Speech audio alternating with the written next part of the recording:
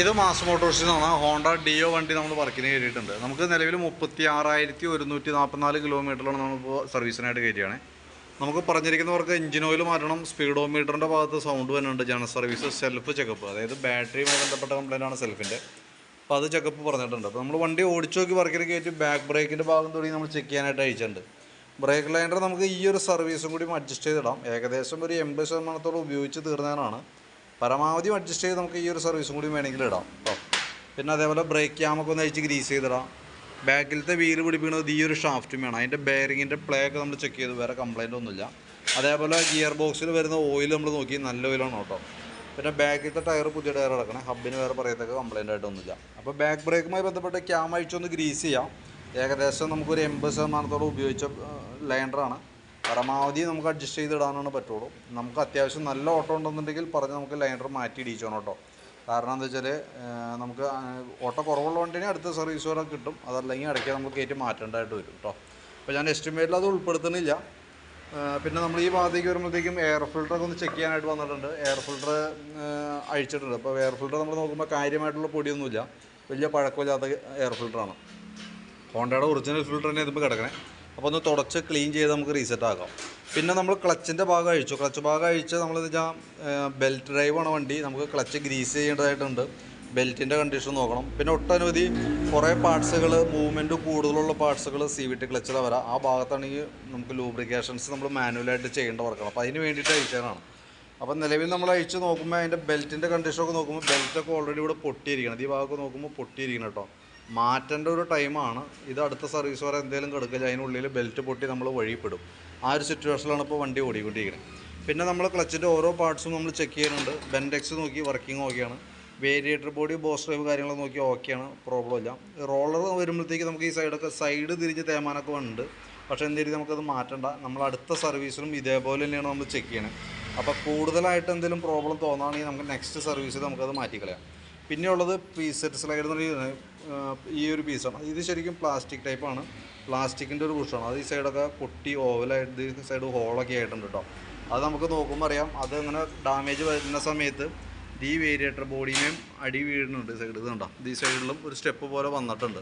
തൽക്കാലം നമുക്കത് മാറ്റണമെന്നില്ല. നമുക്ക് ആ ബുഷ് മാറ്റിയിട്ട് കഴിഞ്ഞാൽ തൽക്കാലം ഉപയോഗിക്കാം.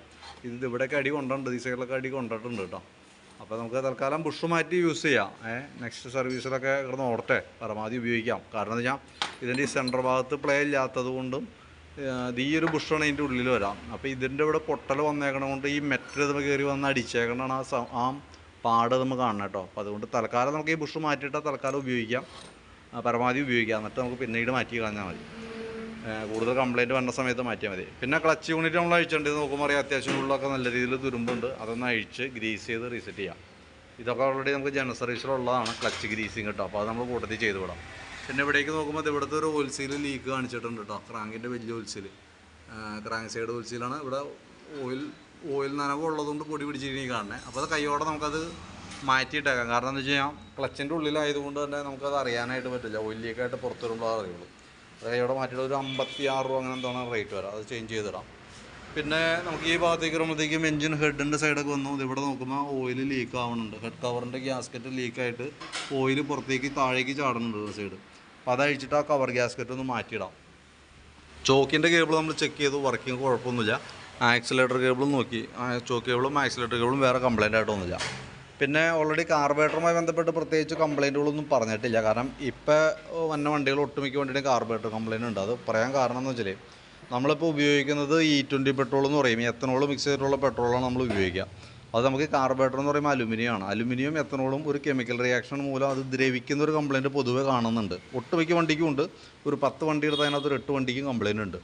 അപ്പോൾ പ്രത്യേകിച്ച് നമുക്ക്, പക്ഷേ ഈ വണ്ടിക്ക് അങ്ങനത്തെ ലക്ഷണങ്ങളൊന്നും കാണില്ല. പരമാവധി ഉപയോഗിക്കുക. അതിൻ്റെ ലക്ഷണങ്ങൾ എന്ന് പറഞ്ഞാൽ ഒന്ന്, വണ്ടി ഓടി വന്ന് നിൽക്കുമ്പോൾ ഓഫായി പോവാം. മെയിൻ കംപ്ലയിൻറ്റ് പെട്രോൾ താഴേക്ക് ഇങ്ങനെ ഓവർഫ്ലോ ആയിട്ട് പോകും. ആ കംപ്ലയിൻറ്റ് ഉണ്ടെങ്കിൽ അതിൻ്റെ ഉള്ളിൽ കാര്യമായിട്ടുള്ള പ്രോബ്ലം ഉണ്ടെന്ന് മനസ്സിലാക്കണം. നമ്മളത് അപ്പം നമ്മൾ അഴിച്ചാൽ മതി. ഇപ്പം നമ്മളത് അഴിച്ച് നോക്കാനോ ക്ലീൻ ചെയ്യാനോ നിൽക്കണ്ട. കാരണം എന്താ വെച്ചാൽ ഏതാനും ആ ഒരു ഫോമിലാണ് അതിൻ്റെ ഉള്ളിലത്തെ അവസ്ഥ എന്നുണ്ടെങ്കിൽ ചിലപ്പോൾ കാർബറേറ്റർ നമ്മൾ ഇപ്പോൾ തന്നെ അഴിച്ച് മാറ്റി കളയേണ്ടതായിട്ട് വരും. അപ്പോൾ ഞാൻ പറഞ്ഞതിൻ്റെ കാരണം എന്ന് വെച്ചാൽ നിലവിൽ അങ്ങനത്തെ കംപ്ലയിൻറ്റ്സ് ഇപ്പോൾ നിലവിലുണ്ട്. നമ്മുടെ വണ്ടിക്ക് ഇപ്പോൾ ആ സിറ്റുവേഷൻ ഇല്ലാത്തത് കൊണ്ട് കാർബറേറ്റർ തൽക്കാലം നമ്മൾ അഴിക്കേണ്ട. ജനറൽ സർവീസിൽ കാർബറേറ്റർ ക്ലീനിങ് വരുന്നില്ല. അത് ചെയ്യണമെങ്കിൽ പോലും നമുക്ക് ഏകദേശം അഡീഷണൽ എമൗണ്ട് കൊടുത്ത് ചെയ്യണം. ഒരു 500-550 നമുക്ക് ചിലവ് വരും. പ്രത്യേകിച്ച് ഒരു കംപ്ലയിൻറ്റ് ഇല്ലാത്തത് കൊണ്ടും ഇപ്പോഴത്തെ സിറ്റുവേഷൻ ഇതായതുകൊണ്ടും, അത് E20 പെട്രോളിൻ്റെ ഒരു സിറ്റുവേഷൻ ആയതുകൊണ്ടും തൽക്കാലം നമ്മളത് സ്കിപ്പ് ചെയ്ത് വിടുന്നുണ്ട് കേട്ടോ. അപ്പോൾ പെട്രോൾ ഓവർഫ്ലോ കംപ്ലയിൻ്റൊക്കെ പിന്നീട് വന്നേക്കാം. അത് ഇതുമായി ബന്ധപ്പെട്ട് പെട്രോളുമായി ബന്ധപ്പെട്ട് വന്ന പ്രോബ്ലമാണ്. ഇനി എന്തെങ്കിലും കംപ്ലയിൻറ്റ് കാണിക്കുകയാണെങ്കിൽ അപ്പോൾ നമ്മളത് അഴിച്ചാൽ മതി കേട്ടോ. പിന്നെ ഫ്രണ്ടിലേക്ക് വരുമ്പോൾ ഫ്രണ്ട് ചെറിയൊരു ഗട്ടറി ചാടിയാൽ പോലും ഫ്രണ്ട് സൈഡിൽ നിന്നൊക്കെ നല്ല ശബ്ദ വ്യത്യാസം ഉണ്ടായിരുന്നു. അതിൻ്റെ മെയിൻ കാരണം ഈ ഷോക്കിൻ്റെ ബുഷ് മൊത്തം പൊട്ടിപ്പോയേക്കാണ്. പൊട്ടിയിട്ട് ഡയറക്റ്റ് അതുമൊന്ന് അടിക്കണ സൗണ്ടാണ് വന്നുകൊണ്ടിരുന്നത്.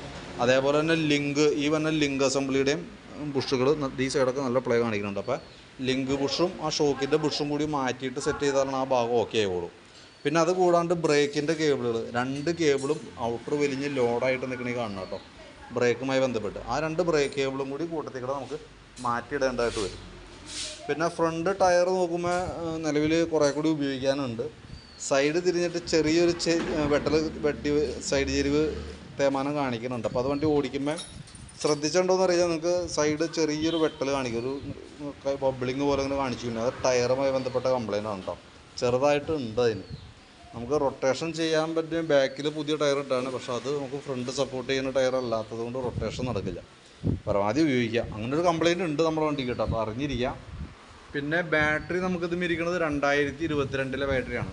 സെൽഫിൻ്റെ കംപ്ലയിൻറ്റ്, വണ്ടി സ്റ്റാർട്ട് ആവാനായിട്ടുള്ള കംപ്ലയിൻറ്റ് ബാറ്ററിയുടെയാണ് കംപ്ലയിൻറ്റ് കേട്ടോ. അപ്പോൾ ബാറ്ററി മാറ്റി വെച്ചാലാണ് നമുക്ക് ആ കംപ്ലയിൻറ്റ് പരിഹരിക്കാനായിട്ട് പറ്റുള്ളൂ.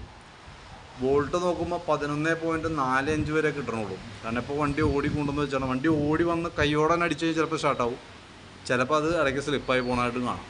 നമ്മൾ ലോഡിലേക്ക് കൊടുക്കുമ്പോൾ ബാറ്ററി വോൾട്ട് പോകണുണ്ടോ 5.8 തന്നെ.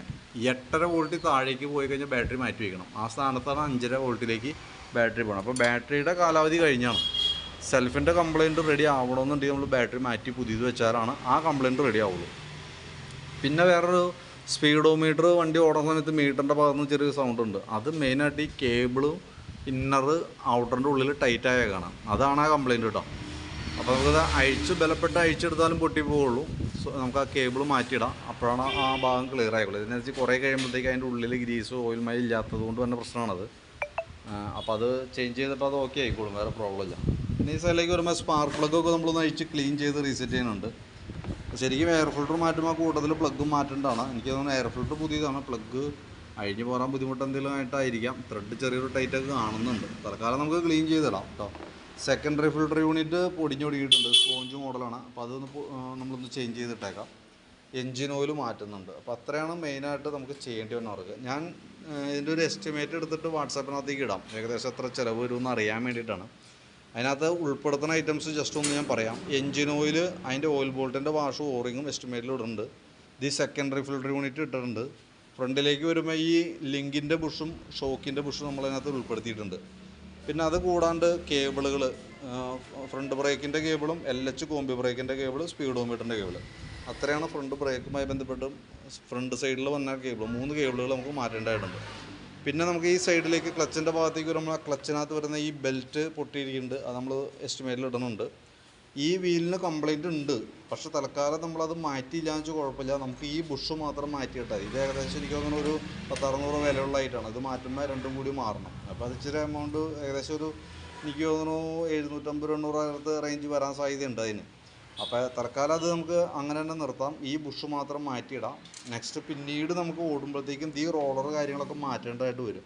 ആ കൂട്ടത്തേക്ക് അത് മാറ്റിയിട്ടാൽ മതി. അപ്പോൾ നമുക്കത് മാക്സിമം ആ യൂണിറ്റ് പുതിയതായിട്ട് കിട്ടും, പെർഫോമൻസ് നന്നായിരിക്കും. പിന്നെ ക്ലച്ചിനകത്ത് ഇതൊക്കെ ഒന്ന് ക്ലീൻ ചെയ്തിട്ടാൽ മതി. ഈ ഒരു ഓയിൽ സീൽ മാറ്റേണ്ടതായിട്ടുണ്ട്, അത് നമ്മളതിനകത്ത് ഉൾപ്പെടുത്തുന്നുണ്ട്. ഹെഡിൻ്റെ കവറിൻ്റെ ഈ സൈഡിൽ ലീക്ക് ഉണ്ടല്ലോ, അപ്പോൾ ആ ഗ്യാസ്കറ്റ് അതിനകത്ത് ഉൾപ്പെടുത്തുന്നുണ്ട്. പിന്നെ ബാക്കിലത്തെ ബ്രേക്ക് ലൈനർ ഞാൻ ഈ പറഞ്ഞു ഏകദേശം 80% കഴിഞ്ഞേക്കണതാണ്. ഞാൻ എസ്റ്റിമേറ്റിൽ കാണിക്കണില്ല. വീഡിയോ കണ്ടു കഴിയുമ്പോൾ നിങ്ങൾക്ക് അത്യാവശ്യം ഓട്ടോ ഉള്ളതാണെങ്കിൽ അത് നിർബന്ധമായിട്ട് അത് മാറ്റിയിടാൻ പറയണം കേട്ടോ. അപ്പോൾ അതിന് പ്രകാരം നമുക്ക് അപ്പോൾ അങ്ങനെയാണെങ്കിൽ മാറ്റിയാൽ മതി. ഇത് നോർമൽ സർവീസിൻ്റെ ഭാഗമായിട്ട് നമ്മൾ അതിനകത്ത് തൽക്കാലം ക്ലീൻ ചെയ്താൽ റീസെറ്റ് ആകണം. അപ്പോൾ ഞാൻ അതിൻ്റെ ഒരു ഏകദേശം എസ്റ്റിമേറ്റ് ഇട്ടേക്കാം. അപ്പോൾ അത് വീഡിയോ കണ്ടു കഴിയുമ്പോൾ നോക്കിയിട്ടൊന്ന് റിപ്ലൈ ചെയ്തേക്കാം. അതനുസരിച്ച് നമുക്ക് വർക്ക് കംപ്ലീറ്റ് ചെയ്യാം. അതിനകത്ത് ഈ ഒരു ലിവറും കൂടി ഉണ്ടെന്നിട്ട്, ഇത് ലിവർ ബെൻഡാണ്. ബ്രേക്ക് പിടിക്കുമ്പോൾ ഇതിൻ്റെ താഴേക്ക് പോണതുണ്ട്, നല്ല രീതിയിൽ ഓവറായിട്ടുണ്ട്. അപ്പോൾ അതുകൂടി കാണിച്ചിട്ടുണ്ട് അതിനകത്ത് കേട്ടോ. അപ്പോൾ വീഡിയോ കണ്ടു കഴിയുമ്പോൾ ഒന്ന് നോക്കിയിട്ട് റിപ്ലൈ ചെയ്യണം കേട്ടോ. അതനുസരിച്ച് നമുക്ക് വർക്ക് കംപ്ലീറ്റ് ആക്കാൻ പറ്റുള്ളൂ. ഏകദേശം നമുക്കൊരു 7 മണിയൊക്കെ ആവും വർക്ക് തീരുമ്പോഴത്തേക്കും. അപ്പോൾ പരമാവധി നേരത്തെ ഒന്ന് റിപ്ലൈ ചെയ്തേക്കാം.